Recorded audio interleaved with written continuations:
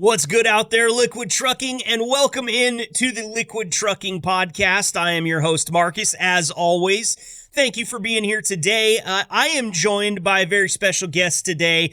We've called him my co-host on here before because he makes a lot of appearances. Please welcome VP of HR and Safety for Liquid Trucking, Jason Eisenman. Jason, thank you for being here today. You bet. Glad to be back.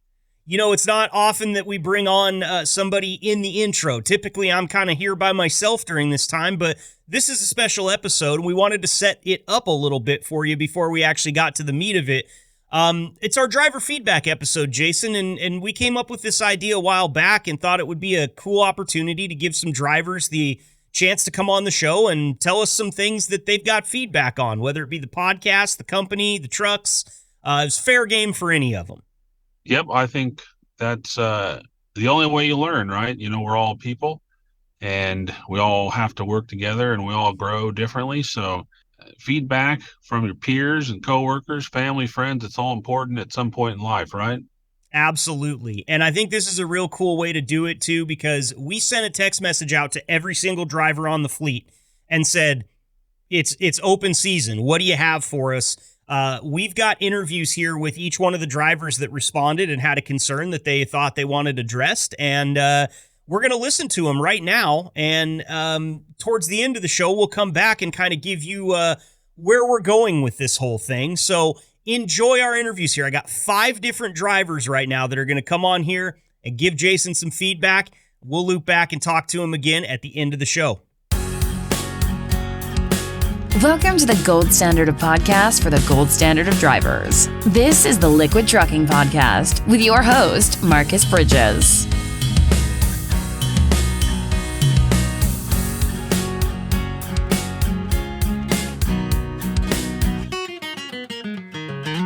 Joining me next here on our driver feedback episode, I've got Liquid driver Larry Pacheco making his first appearance on the podcast. Larry, we really appreciate the time. Thanks for being here today. Thank you. Now, this episode's all about driver feedback, and I sent out a mass text message. You were one of the drivers that got back to me that maybe had some suggestions or some feedback for the company or otherwise. So I'm going to get out of your way and just let you kind of take off on that in just a second here. But before we do that, I want to go ahead and get a little bit of your background, Larry. How long have you been driving for Liquid? About a year and a half now. Okay, year and a half now, and you like it, obviously. You're still here. Correct. Okay, and how long have you been trucking in general? Probably about the last 10 years. Okay, all right. So, and real quick, just for experience sake, how many companies did you work for before you got to Liquid? 3. Okay, cool. So that just lays a little bit of groundwork there for you. You've got experience with a bunch of different trucking companies. You've been doing it for a decade. So what do you have for Liquid here? What can you offer up? One of the biggest things that I've come to notice that I really wish Liquid would do, and I know I've mentioned it to somebody before, would be they have this idle program, you know, that if you're idling too much, they want to sort of penalize you for it. I understand that because you're wasting fuel. I wish that they would bring tri-packs to the trucks. You know, you don't want us to idle, give us a way to keep cool or hot. You know, that's one of my biggest deals. I mean, it's nice to have refrigerators, stuff like that. The tri-pack is going to save your wear and tear on your engine. It's also going to save wear and tear on your employees, and also keep attitudes down. Sure, for sure. Now that's so basically, if you're not idling right now as it sits, you can't have your air conditioner or your heater on. Is that kind of what you're saying? Correct. And I imagine that gets pretty uncomfortable this time of year, especially, you know, out there in the Midwest. You guys got that sweltering heat down in the South. It's pretty crazy. I mean, we've had triple digits out here on the West Coast, which is a little bit crazy for us as of late. So you've been sweating out there a little bit, Larry? Oh, God, yes. Even like where I'm at right now, it is 97 degrees, and you're not allowed to have the truck on. Oh, man. So what tips do you have for other drivers that are fighting the same fight that you are right now? How do you stay cool when you're just kind of sitting there and you can't idle the truck? The only thing that I know of really is a whole bunch of water. Use that refrigerator, freezer, or whatever to do it. Me personally, I'll keep a cold wash rag in the freezer. put them around my neck when it gets really, really hot, just to try to keep tempers down. Yeah, man. That's actually a really great tip too. That I think that if you're struggling with the heat out there right now, I actually learned that tip on a golf course in Arizona in August.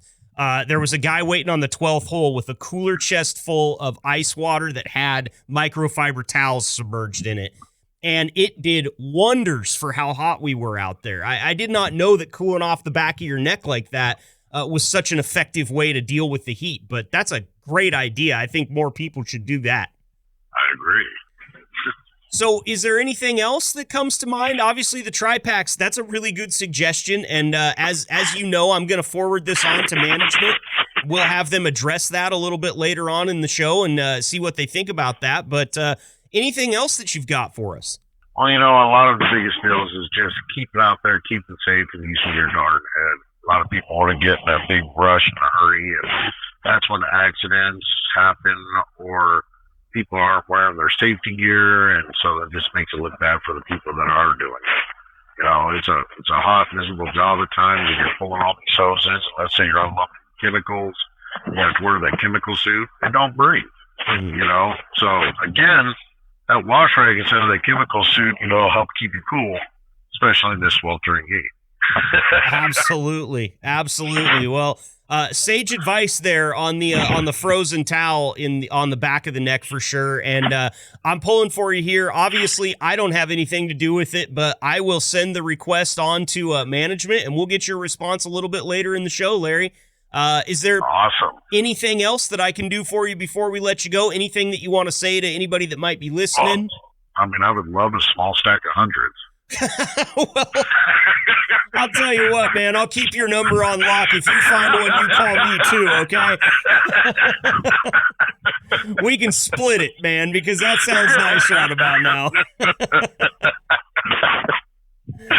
Hey, boss, thank you so much. You have yourself a blessed day, man. You too. That's Liquid Driver Larry Pacheco. Thanks, Larry.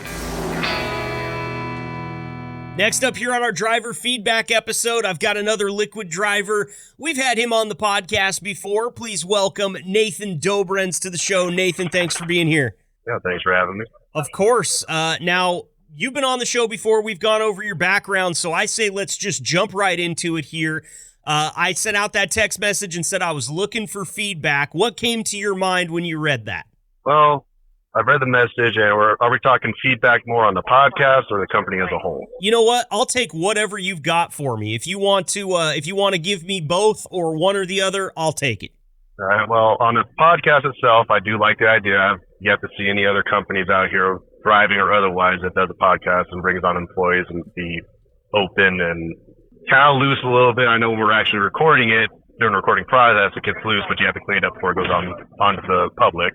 Yep, sometimes we definitely do. I've had my hand slapped a few times, I will not lie to you, but for the most part, we do a pretty good job. I've actually, for the fact that we're talking to a bunch of truck drivers and, I myself tend to be a little rough around the edges, I think we do a pretty good job keeping it family friendly most of the time. Right, knowing, and as we know, truck drivers, it's really hard for us to keep it PG, especially out here on the road. Yep, and I'm good with that, man.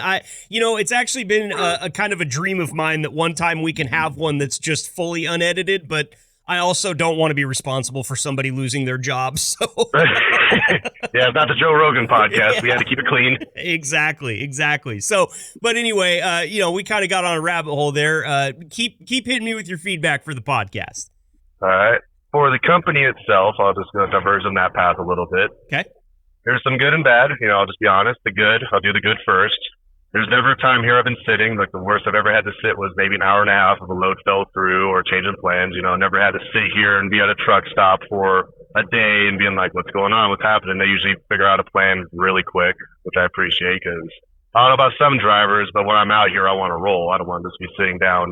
I could be at home if I was going to sit down, but not on the road. Right. That's it's a great point that you make too, because I've said this before on this podcast, but I do a couple of these for a couple different trucking fleets, and I will tell you right now that if there was a main complaint that drivers have, it would be that they sit and they're waiting for loads and things like that. So good on Liquid for, I mean, you said you were going to give us the good first. I think that's a really kind of a pinnacle of good there that you're only sitting for like an hour at a time. That's pretty amazing.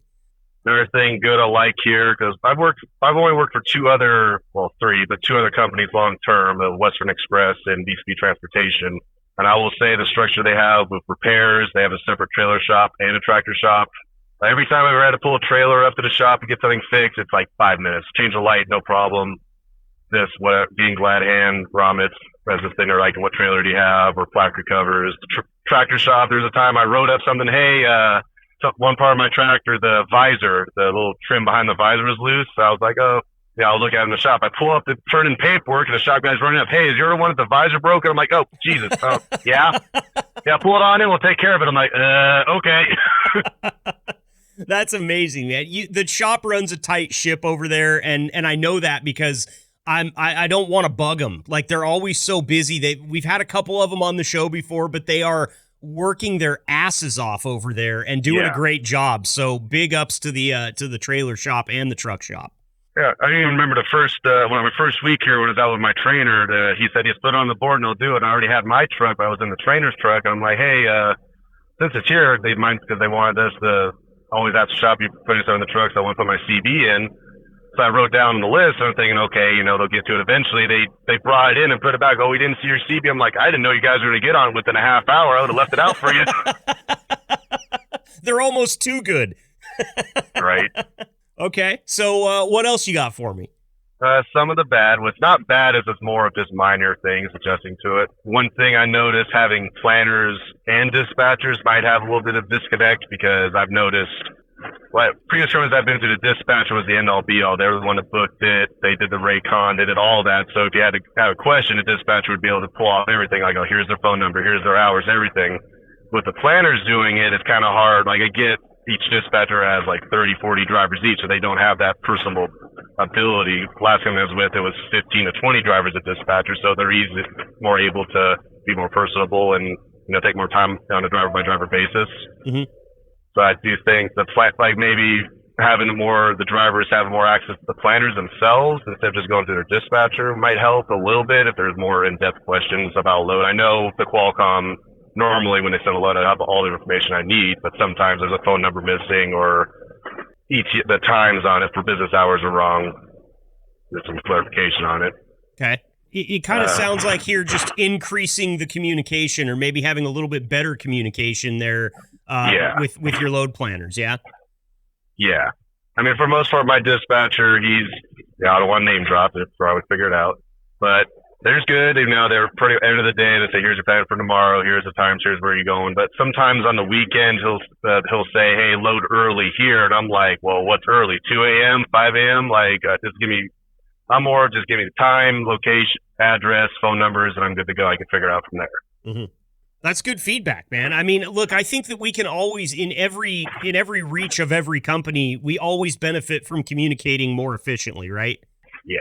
Okay. The other one, it's kind of a minor thing. Like, this is my first hourly truck driving job. The one thing I've heard was that we don't get paid for pre-trips and fuel. The fueling, I can understand. That's usually a 10-minute deal, and usually I squeeze in a 30-minute break on that anyway, so I'm not worried about that. But not getting paid for the pre-trip, I mean, a proper pre-trip on a tank takes 20 minutes if you're actually doing all the points on it.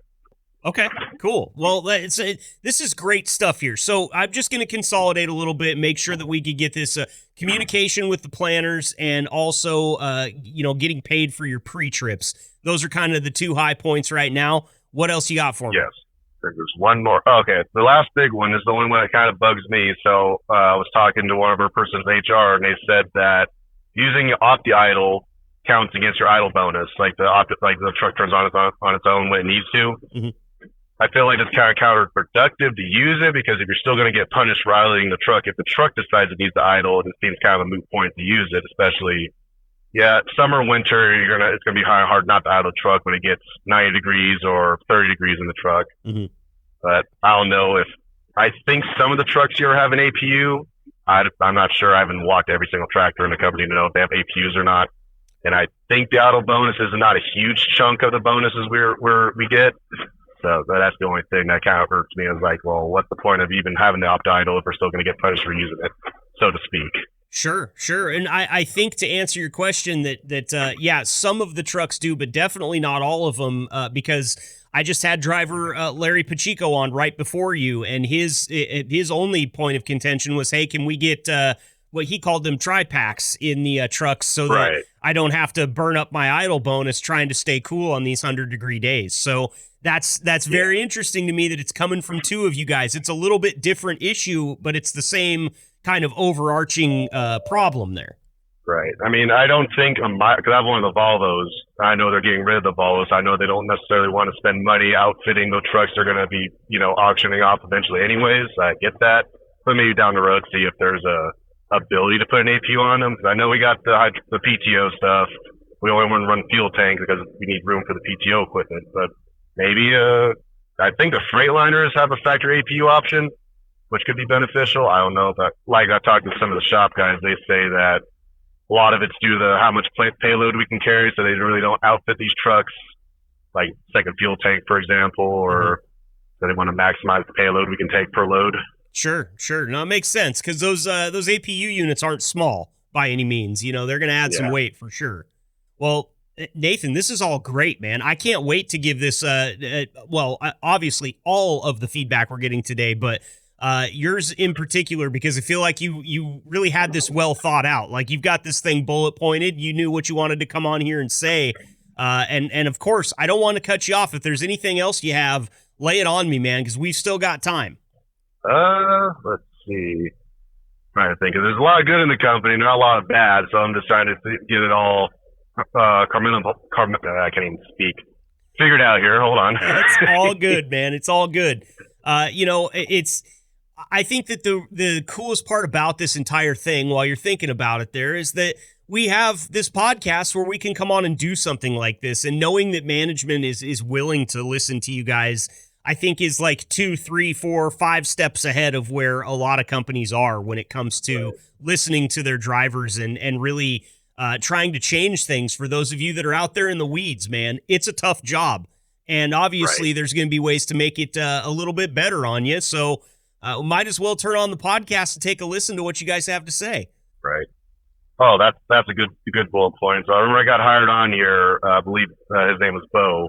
He explained that almost everybody in the office was a driver at one point, either with Liquid or had driving experience prior to getting in, which I feel like if you're a dispatch, you've had to at least drive a little bit just to know what we go through out here. So you're not like, well, how come you can't get from Chicago to Omaha in 6 hours? They know roughly the distances and what's actually possible, so they're not pushing you beyond what they know is possible. Absolutely. For sure. And you know what? This is interesting. I'm glad you brought that up because there are a lot of former drivers in the office. I think the guy you're talking about there is Bo Hankey. Dude has a litany of experience towing trailers all over the Alaskan tundra and all sorts of crazy stuff. So it's, I think it is really valuable to have people that understand what you guys are going through on the other end of the phone. Right. Cool, man. Well, anything else? I think that's all. I think that covers all the bullet points. Okay, man. That's awesome. Anything you want to say to any of your fellow drivers or anybody else listening before I let you go? Keep it rolling, keep it safe, and see you on the flip side. Nathan Dobrenz, thanks for being here, my friend. We'll get you back on soon, okay? All right, sounds good. Thanks. Joining me next here on the Liquid Trucking Podcast is a driver that I think you could call a regular on the podcast at this point in time. His name is Mike Stanfield. Mike, thanks for being here. Hey, thanks for having me back. Talking to us on a brand new Garmin headset because we tried to make this call about 30 minutes ago, but your headset crapped the bed on you. Yep. Unfortunately, that happened. It lasted me 2 years, and I got it off the employee shop where you can use your points anyway. So it's all right. Good. Well, 2 years is a pretty good lifespan for a lot of electronic things like that, I feel like. Yeah, definitely. So it's the employee feedback episode, driver feedback episode, and you responded that you had some feedback. Now, I didn't really quiz you at all about what your feedback was, Mike, so I'm just going to get the heck out of the way and let you take me through it. Floor is yours. Sure. Thank you very much. Well, all in all, this company is amazing. And I think that has been portrayed through drivers throughout the entirety of this podcast length. There is just one thing that I think that the company can improve on, and I know they got a brand new training facility. And what I would like to see now is, somewhere where us drivers can actually go and there's multiple showers, multiple bathrooms, so we're not in the morning times about to piss ourselves and somebody's in there taking a crap and we don't have a bathroom to use, or afraid to take up the shower because there's only one shower and that's in the same bathroom that we have. So it would be nice to see that expanded to where we can have, multiple showers, multiple bathrooms, maybe a nice lounge room with a TV, a bigger TV, so where we can hook our gaming systems up if we want to, maybe a pool table, something like that. I mean, that's all, I really have as far as feedback goes. I know sometimes whenever, we're at the yard and we have to do a 34 at the yard, it kind of sucks because there's not really anywhere we can just lounge back and get out of our trucks for a little bit, except for that little tiny break room. But yeah, I mean, especially, sometimes when we're getting our trucks worked on, we're getting serviced, we have to sit in that little tiny break room. It gets really hot in there during the summertime because the AC doesn't work that great in there. And then there's constantly drivers in and out. Sometimes there's 3 or 4 drivers sitting in there chatting and it gets really loud. Just something like that. It would be nice to see. And I heard through the grapevine that they might be doing something like that, but it would be nice to see in my lifetime that I'm there. So For sure. That's all I really got. Other than that, the company's amazing. Everybody treats me like family. Everybody treats my family like family. That's the only complaint that I have, really. With my tongue firmly implanted in my cheek, Mike, I'm going to ask you, you don't think it's good for, driver relations and company culture to jump in the shower while somebody's in there taking a dump? I mean, come on, that's, Well, listen, I'm one of those drivers that will use my shower credits for Loves, which I have unlimited shower credits, so it's not really, burning one or anything like that. I'll take up a whole shower, time just so I could take a crap in peace. Yeah. Because I don't want to hear other dudes take craps, man. And you wouldn't believe the amount of noise that some of these drivers come up with. I was telling my family about it the other day. I was like, it's weird. Like, you can't just poop quietly. Like, I already have to hear your turds in the toilet. Yeah, it's in there sounding like they're throwing rods and they got a Jake brake on and they broke a camshaft. Exactly. I mean, it's all sorts of noise. And I totally agree with you, Mike. I'm a private pooper, and I'm trying to keep this as clean as we possibly can while talking about this subject, but I will cause myself physical pain to get back home and do it behind a locked door. I mean, that's just always been, I think somebody must have walked in on me at a young age and scared me because it's like a deep-seated trauma. Like, I don't want to poop in public ever. So I totally understand, man. If I was doing your job and I didn't have unlimited shower credits, there would be problems. Let's just put it that way. Yeah, my wife makes fun of me all the time because, on my way home, I'll have to poop pretty much the entire way home. And as soon as I get home, I hit the bathroom. She's like, why do you do that? I was like, I would rather poop at home than poop in a stall next to somebody while they're crapping. And if there's showers that are already taken, I'm not going to wait around an hour to go poop when I don't have to. Right. Just sit on it. Yep, exactly. She's like, that is totally bad for you. I was like, I don't care. It's not as bad as the trauma that's caused by me sitting next to that guy that was at the Loves. Trust me. Yeah. Yeah, man. Yeah, no joke. My high school locker room only had one number 2 stall with a door on it. The other 2 only had just the toilet and it was like wide open. And I think that also is where the trauma comes from, is just walking into the locker room after practice and seeing 2 dudes just sitting there. It's so unsettling. So I'm totally on board with you. We're 2 peas in a pod on that. And, before I let you go here, Mike, I do want to ask you, because you are one of my drivers, as I mentioned off the top, that I think we could call a podcast regular at this point in time. You've given me a ton of suggestions. You and I are always texting back and forth about stuff about the podcast, but Feedback on the podcast for me. Anything we can do better? Anything you'd like to hear more of, less of? What are your thoughts there? I like the Trucking Up History episodes, man. Those are always really informative, and a lot of times it's stuff that I didn't know, and I always like to learn new things. So to hear some more of that would be amazing. Other than that, dude, I mean, you're doing a great job. This podcast is awesome, and it gives us something to listen to while we're out here instead of, I listen to a lot of murder mysteries while I'm out here on the road on the podcast and stuff like that. So to hear, listen to this podcast kind of changes it up for me a little bit. But yeah, I mean, you're doing awesome. The podcast is awesome. Just more Trucking Up History is all I would suggest. Awesome. Well, I really appreciate that feedback, and thank you for the kind words there. We're also two peas in the pod with the true crime podcast, man. I'll do a 7-hour road trip, and I get to the other end, and I'm like, did I just listen to nothing but murder for 7 hours? And the answer is yeah, I did.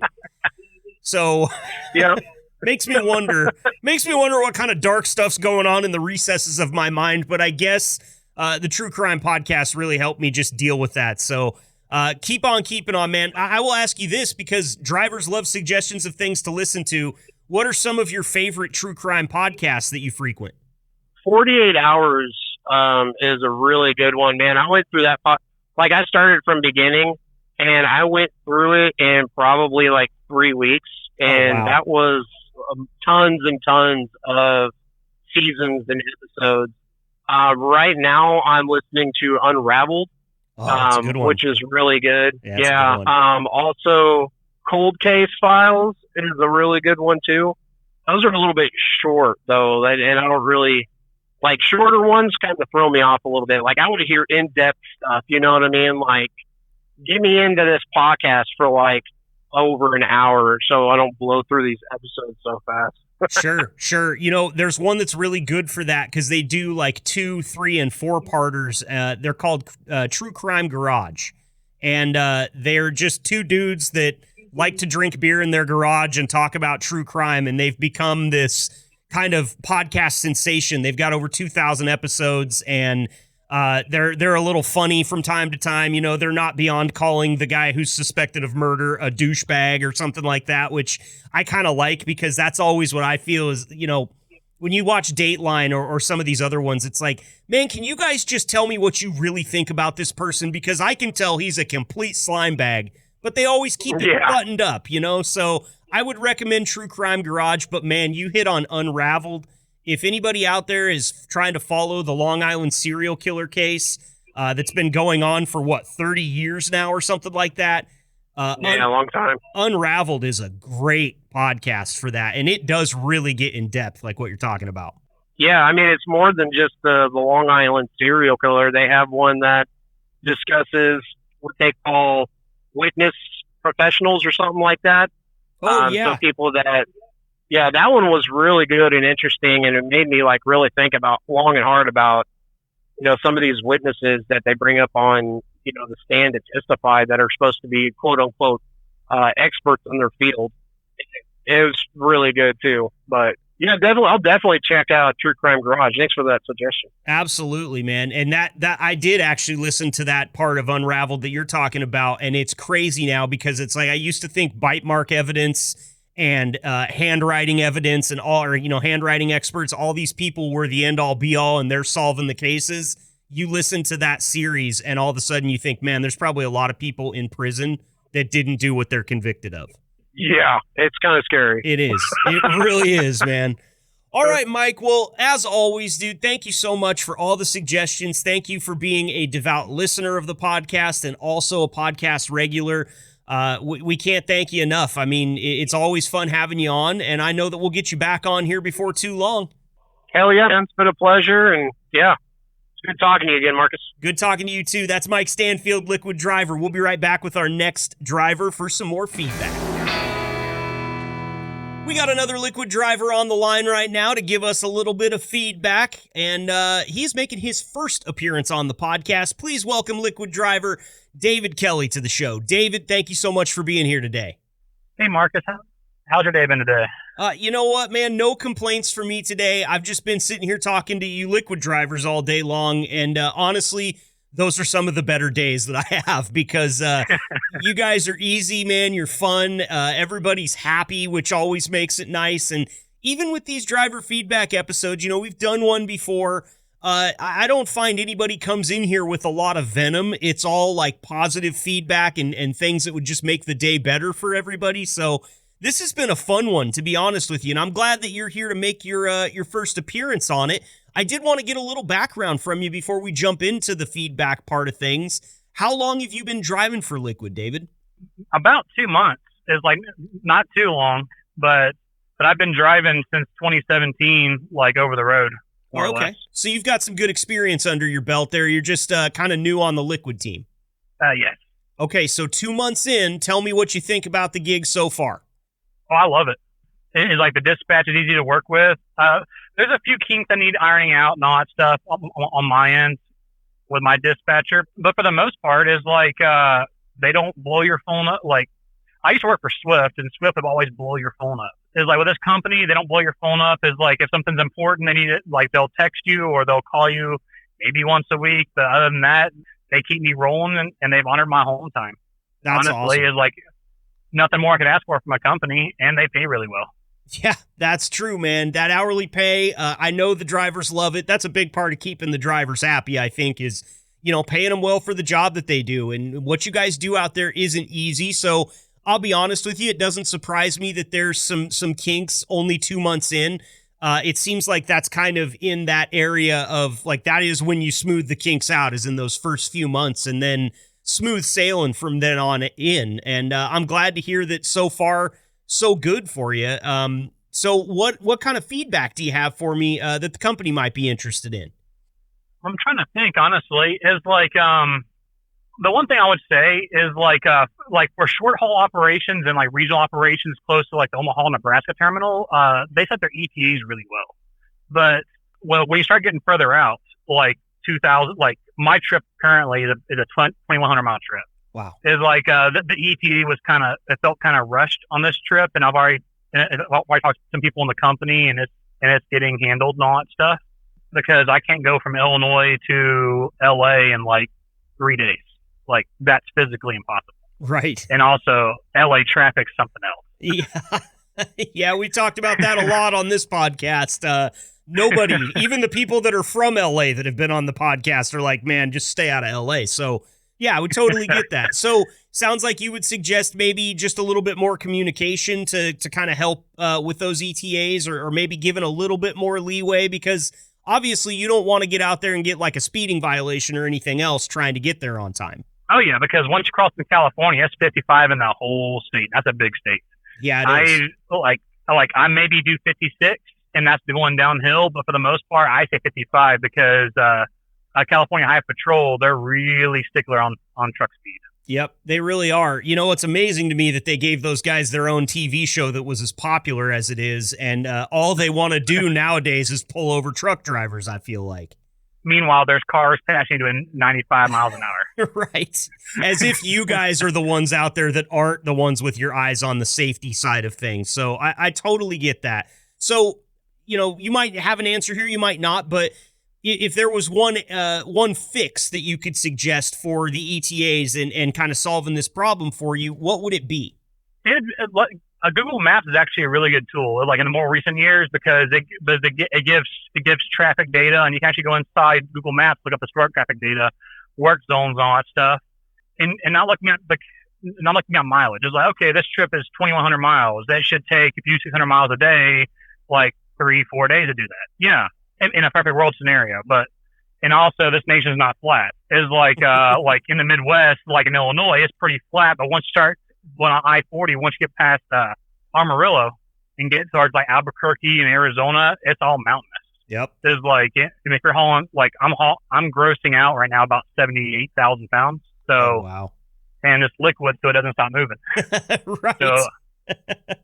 So just looking at the cities, the drivers, like asking the driver what their pre-planned route is like on mine, I took 70 over to St. Louis, 44 down to Oklahoma City, and then going 40 over to LA. It's like for me, I've passed through St. Louis, Oklahoma City, Amarillo, Albuquerque, and then my next major city I'm going to be going through is like LA and all that stuff. So taking into account, okay, if I'm going to LA, add on a couple hours onto that ETA time. And then another big thing is road work, because this time of year is road work season. Yeah. So everywhere across the country, road work. Absolutely. There's a ton of it. And, you know, the other thing to take into consideration too, I mean, I've got a road trip planned here at the end of this week, and I was looking at my route, Interstate 84, here in Oregon and on into Idaho is closed all over the place for forest fires this time of year, which is another thing that's really unpredictable. But if they're going, you kind of know about them. So you can kind of plan ahead for that type of stuff. All these eventualities are things that just, you know, sounds like need to be taken into consideration. And especially when you're going through major metropolitan areas like that so many times on your route. Oh yeah. And there's even things you can't predict. There's like, everything can be smoothly is like, okay, I'm gonna make the ETA. Well, about a month ago, I was bringing a load from California to St. Louis. Like it was the day of my delivery. I woke up at 4:00 in the morning to get there on time. I was about 90 miles out. My fan belt broke. I couldn't predict that. Nope. So like something like that's not my fault, but you can't predict breakdowns like that. You can preach it all day long, but there's certain things is like, oh, the fan belt broke. Something like you can't predict, or some dipwad wants to be stupid on the interstate and they cause a complete shutdown of the interstate, and you're sitting in traffic for 8 hours because the highway's closed down. Right. There's a lot of eventualities that can change that ETA for sure, and I think this is great feedback, David. I'm gonna pass this on to management and let them take a listen, and they'll respond here towards the end of the episode as well. But before I let you go, do you have anything else, anything that you'd like to say to the company or any drivers listening, or any more feedback for us? Overall, it's like they're like from day one, they treat you like family. It's like when I was with Swift and CR England, like you were assigned a driver number, so you're treated like a number in the system. It's like with this company, your driver ID is part of your name, literally, and they don't ask for your truck number or anything like that. Like you say, hey, it's like, this is David Kelly. I'm calling. And they know exactly who you are, because this company, I think last time I talked to somebody about that, they had 180 drivers and their goal was 200. Like keep it kind of like on a medium small side. Mm-hmm. So it feels more personal, and I love that, because it seems like they actually care about you as a person, and not like they care about keeping the trucks running, because trucks sitting not making any money, but they feel like it feels like they're more involved in you as a person as well, and like your well-being. Sure. So I love that. I think it's great. And you can tell, you know, I talked about it earlier in the call here, talking to Liquid drivers, you can tell that the lion's share of them are happy, not only with the company, with their jobs, with their family life. And I think that a big part of that is the company culture. You know, you can't come to work every day and hate what you do and go home and give your best to your family and all the things that you want to do. And by and large, the drivers that I talk to that work for this company are very happy with it. And I think that company culture is a big part of it. You know, and we've talked to the Schmitz on here before. Jason Eisenman's jumped on, you know, all the guys in the office have jumped on and said that that's something that they really work hard on. And it's nice to see it pay dividends like that, David, because you can tell, like you can totally tell, especially somebody like you who's just come from such a big company where one of the issues was that they didn't have any clue who you were. You were just a number to them. Oh yeah. Like, because like I think Swift has like 25,000 trucks, wow, which is pretty insane. Yeah, it is. That's crazy. And I'm also looking forward because we got sent text that they're having it's a second annual driver appreciation event that's happening in September, and I'm looking forward to that, like attending that and seeing what that's about. Oh, the employee jamboree, man! I haven't been fortunate enough to get out to one yet. I'm hoping that there might be a chance that I can get out to this one, but I'm not going to make any promises yet. But what I will tell you is you will eat like a king out there. I've seen pictures from last year's employee jamboree, and they've got one of the drivers there has a trailer-sized smoker that he pulls up there and is making food for 200-300 plus people. It's a really cool thing that they got going on, and you're going to enjoy it, David. It's going to be your first one, and I would guess first of many. Oh, yeah. I plan on staying with this company for many years to come. And I will say one thing, because this is my first job hauling tankers too. is like coming from the dry van side. It feels like tankers are like, because with a dry van, you check in all that stuff. They seem like the shippers receivers hate you as a dry van because you're just another truck to them. It's like when you're hauling tanker, it feels like the customers is like, oh yeah, like you're here. It's like, what's legit? We just lost property because our product needs to get to across the country. When you show up to deliver, they're appreciative because they might be running low on the product or they might be out of the product, and it seems like they get you in and out in the snap of your fingers. Versus in a dry van, you go somewhere, you're waiting on a door for 24 hours. Sure. So tanker's a whole lot easier than dry van. I will never go back to dry van ever in my life again. Okay, that's good to know. Well, let's also give credit where credit is due here, David, because a big part of those customers being as happy to see you as they are as all the other Liquid drivers that have come there before you and given them stellar customer service. They get the same thing from you. Man, they can't wait to see a Liquid truck pull up into their drive. I'm sure of it. Oh yeah, it's like I recently delivered up into upstate New York, south of Buffalo.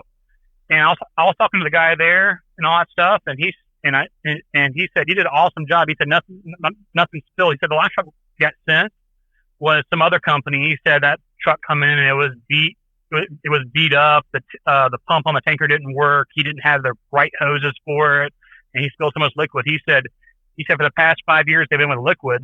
He said they've had zero issues with Liquid at all. It's like unloaded, like no problem. Equipment's nice, looks nice, and there's no mechanical issues and no products spilled on the ground. That's awesome. Man, I love to hear it. I absolutely love to hear it. And thank you for sharing that with us here on the podcast, David, because it's important for the other drivers to hear it too and know that, hey, because there's a driver out there, I hope, listening right now that goes, hey, I've been up there south of Buffalo, and that guy was really nice to me too. And you guys are just going to keep taking fantastic care of that customer. And that's going to be a long-lasting business relationship. That's how we all get paid. So great job out there, man. And I want to thank you for coming and making your first appearance on the podcast. You did great, and I really appreciate the feedback. And I'll just say, when you're listening to this, stay tuned for the second half of the episode, because that's where you're going to get your answers from all the management team, okay? All right. Thank you so much, Marcus. No problem, David. Stay safe out there. We'll talk to you again soon, okay? All right, will do.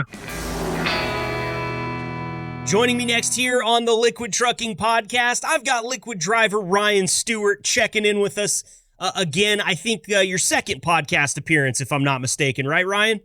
That'd be right, sir. Well, thank you for being here today, man. We appreciate the time. Yep. Where are you at right now? I'm down in Houston, Texas. Okay. So what, like 150 degrees, 160 degrees out there right now? Man, that's what it feels like. I'm sure. Well, listen, man, you're another driver that responded to me when I reached out asking for feedback, and I'm just going to give you the floor here. It's wide open door. Anything you've got feedback about, let's hear it. Yeah, I mean, I think one question I would have when we're talking to someone in the office, because I recently inquired about trying to do like a specific run, kind of more dedicated, and I'm just wondering, with every other major carrier in the industry right now, you know, would there be any plans for setting up dedicated lanes for drivers to be able to get home more often? Sure. Now, how often are you getting home as it is right now? I mean, I do OTR, but the most I qualify is every other week. So I just don't really feel like every other week is really enough home time. I mean, really, I don't feel like home weekly is really enough home time anymore. It's just... Do you have family at home, Ryan? Yeah, I do. Yeah, and so kind of sounds like you wanted to spend a little bit more time alongside the family as it grows, and I totally get that, man. I think that's one of the biggest challenges that OTR drivers face is being away from the family. Would you agree? Oh yeah, it definitely gets harder every year that passes. If you could, let's say it's a perfect world, and you could choose a dedicated route, would you want to be home every day, every couple of days? What are you thinking there? I mean, maybe not every day, but every other day, something like that. Okay, for sure. So, pretty simple question there. Is Liquid planning on throwing out any dedicated lanes here anytime soon? Sounds like that's kind of what you're looking for an answer on. Yeah. Okay, well, I will definitely get this run across management's desk, and they're going to listen to all these and respond to you. But, we've only been on here for just under 3 minutes, so I'm going to ask you a question I've been fielding to some of the other drivers. What do you think? Do you have any feedback for me on the podcast? Anything that you'd like to hear more of? You want to, hear us talk about different things? Do you just have any general thoughts on the podcast? Do you even listen to the thing? Fill me in on that. No, so I really don't listen to the Liquid Trucking podcast. Totally okay, man. Look, it's not for everybody, and I just am glad that you're honest enough with me. I know that there's a few people out there that would probably try to pull the wool over my eyes there a little bit, but you never know what question's coming next, so you got to be careful. Right. But I appreciate that, man. The honesty's great, and listen, I'm going to get this over to management. In fact, you're the last interview that I've got to do today, and then I'm going to email this stuff off. And we'll get this question answered for you. As long as you don't have any more for management, I can let you get back to what you're doing. But we've got time if there's anything else you'd like to see addressed or have questions about. No, I think that's my biggest thing, just because, you see every other company, you got Swift, Schneider, JB Hunt.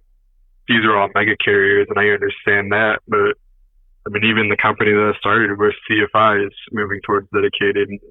Honestly, it's getting harder to find OTR jobs, and it's getting easier and easier to find these, extended local or regional positions. Sure. Well, that's interesting. I wonder if you're seeing more of those positions come available, if it's representative of a larger shift in the industry towards that, or if they're just, I also wonder with all the drivers that are constantly looking for work out there, if some of these companies are adding capacity because they've seen some companies close down here recently, and maybe some regional or dedicated lanes need to open up to serve those customers.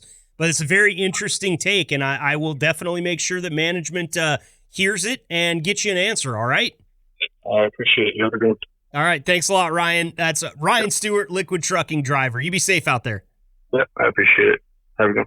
Bye.